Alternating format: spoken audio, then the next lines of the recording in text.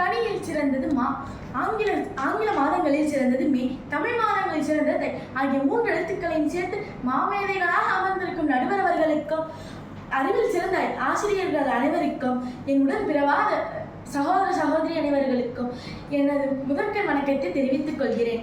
இன்று கர்ம வீரர் கருப்பு காந்தி என்றெல்லாம் போற்றப்படும் காமராஜரை பற்றி பேச வந்துள்ளேன்.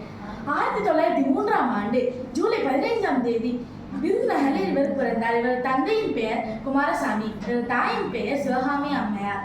இவர் காந்திய வழியை பின்பற்றி ஒத்துழையாமை இயக்கம், அந்நிய துணி எரிப்பு, சட்ட மறுப்பு போன்ற இயக்கங்களில் சேர்ந்து 9 ஆண்டுகள் சிறை சென்றுள்ளார். 1954 தமிழக முதலமைச்சராக பொறுப்பேற்றுள்ளார்.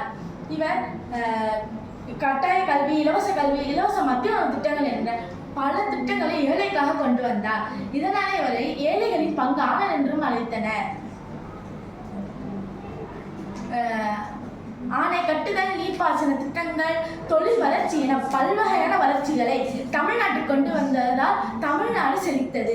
இதனாலே காமராஜரின் ஆட்சி காலத்தை பொற்காலம் என்று கூறினர். 600 பள்ளிகளை திறந்து வைத்தார். இவர் 6 வயதில் இருக்கும்போது ஒரு தந்தை இறந்து விட்டதால் படிப்பை விட்டுவிட்டு தனது தாயிற்கு உதவி செய்வதற்கு படிப்பை விட்டுவிட்டார்.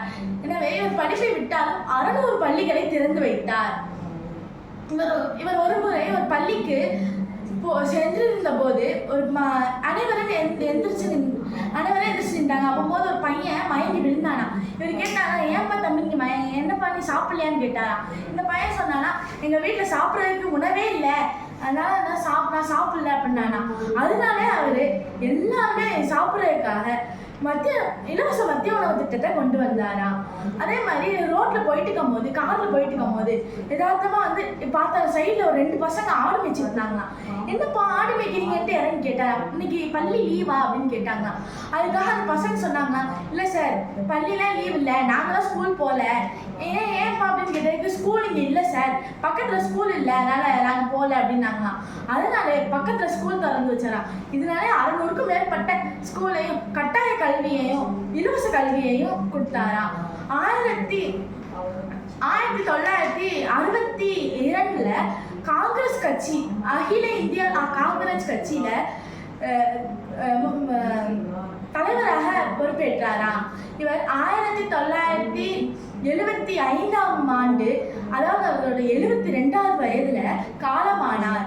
இவர் 1976ஆம் ஆண்டு இவருக்கு பாரத ரத்னா விருது வழங்கப்பட்டது. நன்றி.